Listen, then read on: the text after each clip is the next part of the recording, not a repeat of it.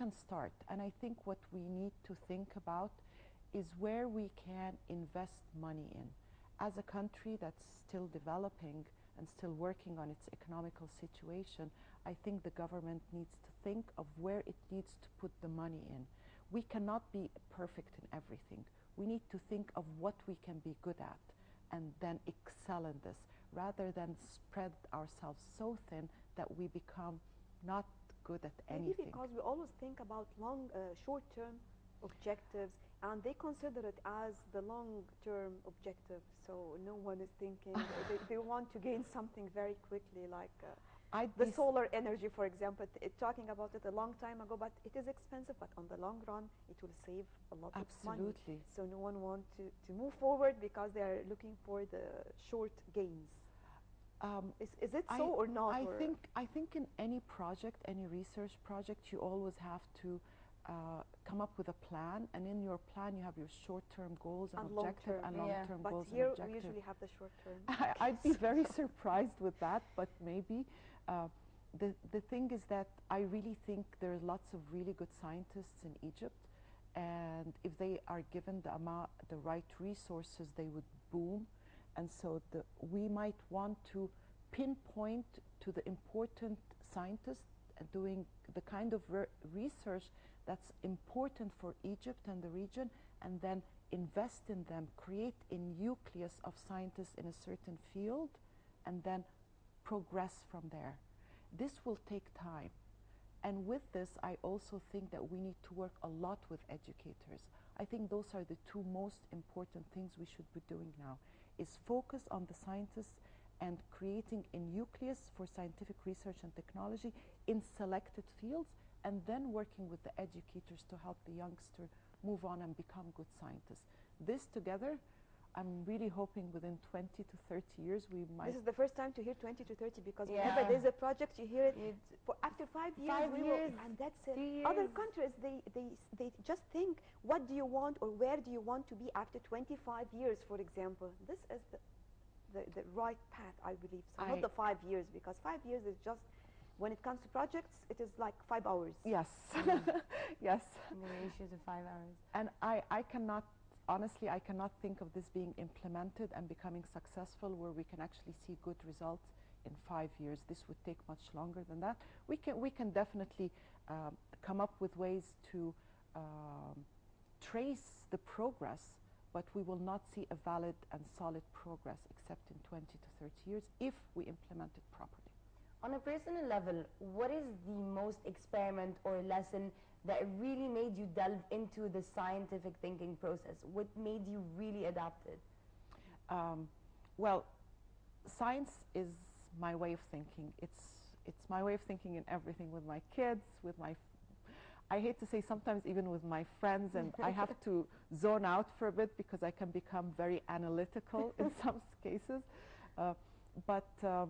When it comes to my research, I love working with my graduate students. I have a team of students that we sit together once a week. We discuss. Brainstorm. Yes. It's like regenerating. Yeah, you know? and you'd be surprised what we come up with together. My students and our students are actually very good students, and they go into the literature, they send me things, they say, oh, we need to do this experiment, and we always disagree, and then we agree to disagree. And at the end, I think I'm very proud of what they're doing. However, when it comes to thinking, I'm very happy to be teaching the course that I'm telling you about. I'm teaching this semester because it's for non-science students.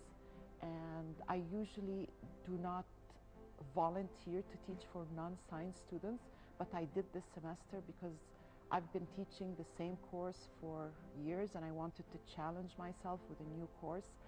And I have only 15 students in the class, and this is the peak of our students in this class. And they're great.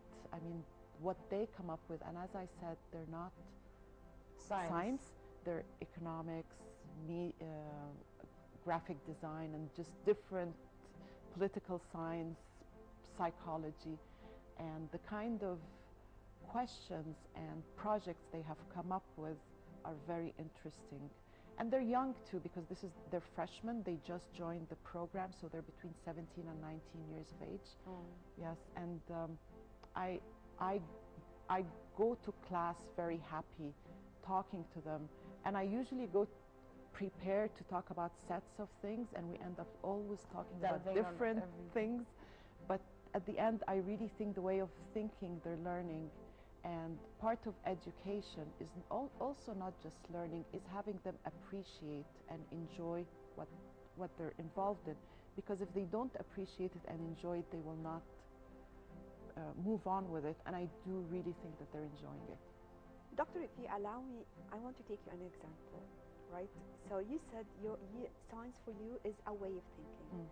How did it start with you? I mean, who just made you believe in science and move on forward? Because definitely it helped you a lot when it comes to your children, when it comes to your lifestyle. Tell us more about this. I think this is going to be useful to anyone who's watching, even for us, if Rahma agree with me.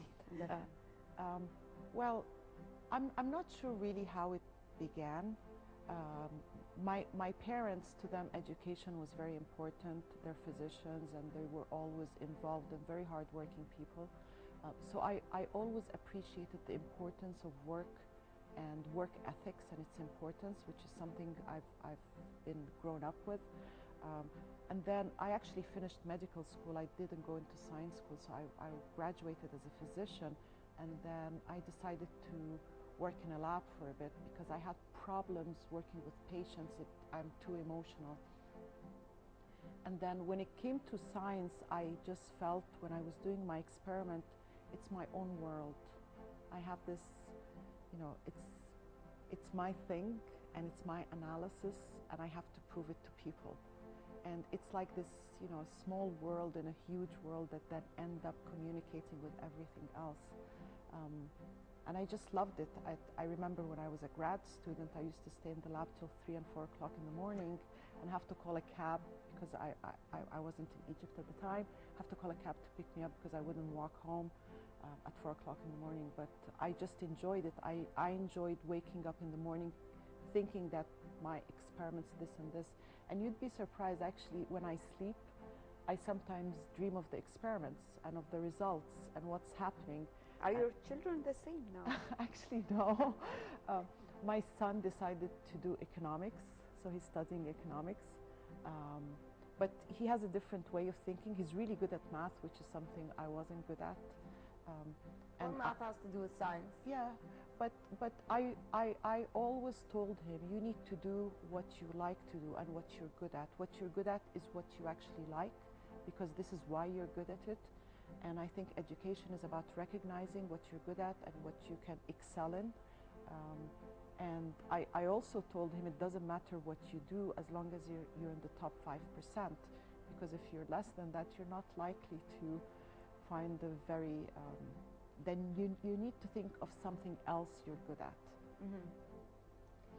Well, Dr. Rania Siam, head of the biology department at AUC, it's always a pleasure to have you with us. You bring in passion to the show. It's always interesting, and we really hope you changed our mood. Yeah, you did.